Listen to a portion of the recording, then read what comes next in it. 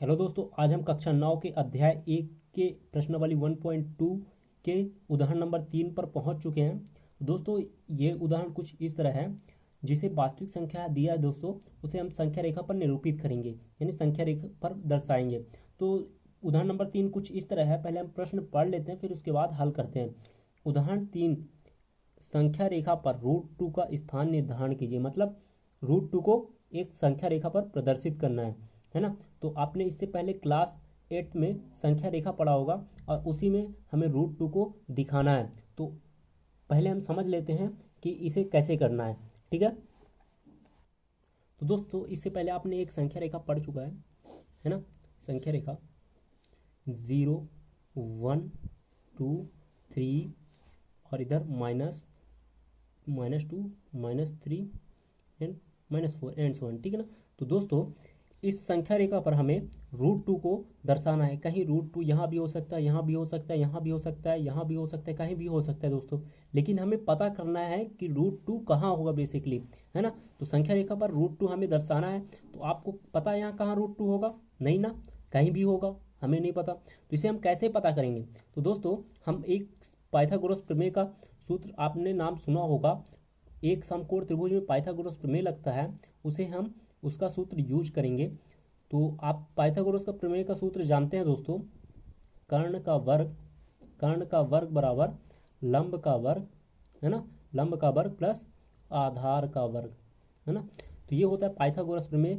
इसकी मदद से हम क्या करेंगे दोस्तों, इस क्वेश्चन को सॉल्व करेंगे। तो √2 को हम संख्या रेखा पर दर्शाएंगे। तो दोस्तों, शुरू करते हैं लिखना और समझना कि कैसे √2 को संख्या रेखा पर दर्शाएंगे। तो दोस्तों, हम स्टेप बाय स्टेप समझते हैं कि √2 को संख्या रेखा पर कैसे दर्शाते हैं। तो हल करेंगे हम, हल हल करेंगे। और हम जानते हैं दोस्तों, यहाँ पास किसको, संख्या रेखा पर √2 का स्थान निर्धारण करना है ना। तो संख्या रेखा पर √2 यहाँ लिख देना है। संख्या रेखा रेखा पर √2 का स्थान, √2 का स्थान। ठीक है ना। तो इसके पहले हम लिखेंगे दोस्तों पाइथागोरस प्रमेय से, पाइथागोरस गोरस प्रमेय। तो इसके पहले आपने पाइथागोरस प्रमेय पढ़ा है। तो पाइथागोरस प्रमेय क्या है दोस्तों?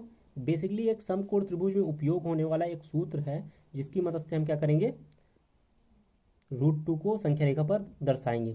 तो दोस्तों, कर्ण अपना क्या है दोस्तों, √2 होगा इसमें।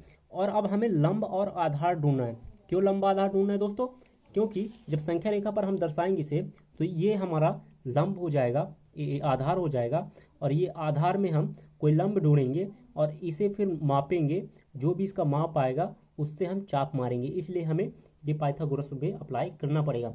तो आप यहाँ देख सकते हैं, यहाँ पाइथागोरस प्रमेय से क्या होता है दोस्तों, सूत्र बताओ उसका। कर्ण का वर्ग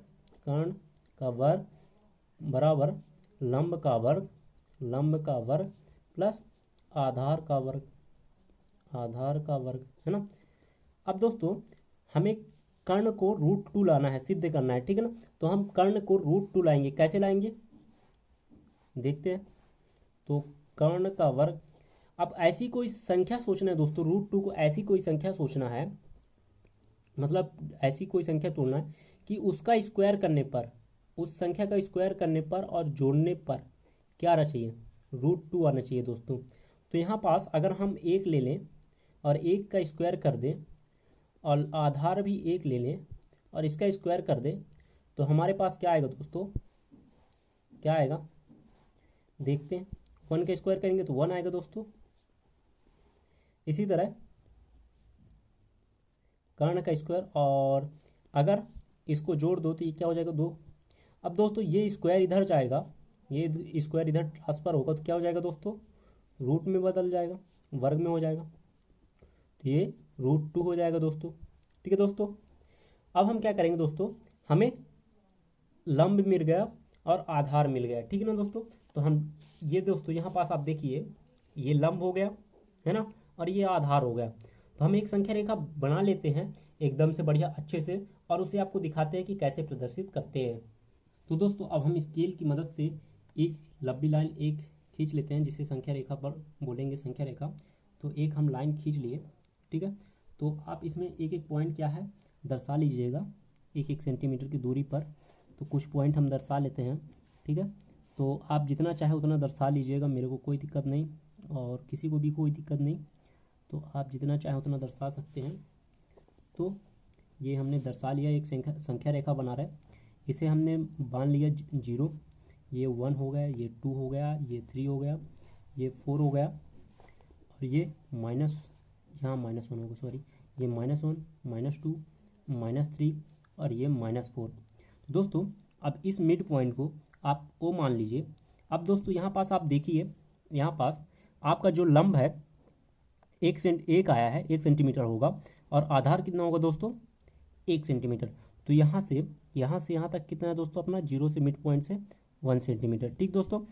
और आपको लंब क्या करना है दोस्तों 1.1 सेंटीमीटर ले लेना है। तो यहाँ पास से हम यहाँ पास नाप लेते हैं और 1 सेंटीमीटर का एक लंब खींच लेते हैं। तो ये हमने लंब खींच लिया, और लंब खींचने के बाद दोस्तों यहाँ पास इस लंब के सिरे से आपको बिंदु O तक इसे मिला देना है। तो ये हमने मिला दिया। अब दोस्तों क्या करना है, आपको कंपास की मदद से, जिसे आप सुइया बोलते हैं, उसकी मदद से आपको क्या करना है, एक बिंदु O और ये इसे कोई बिंदु P मान लीजिए, जो आपने लंब खींचा है इसे बिंदु P मान लीजिए, और इधर इसको क्या मान लीजिए A मान लीजिए। तो आप इसे क्या करें, बिंदु O को बिंदु P से मिलाकर एक चाप खींच दिए। तो ये चाप एक खींच दीजिए, तो मैं खींच रहा हूँ, ये चाप खींच दीजिए। तो ये चाप जो आपने मारा यहाँ पास, तो यहाँ पास बिंदु कोई Q ले लीजिए, और ये बिंदु क्या होगा दोस्तों, यही आपका क्या होगा √2। यही बिंदु क्या होगा दोस्तों √2।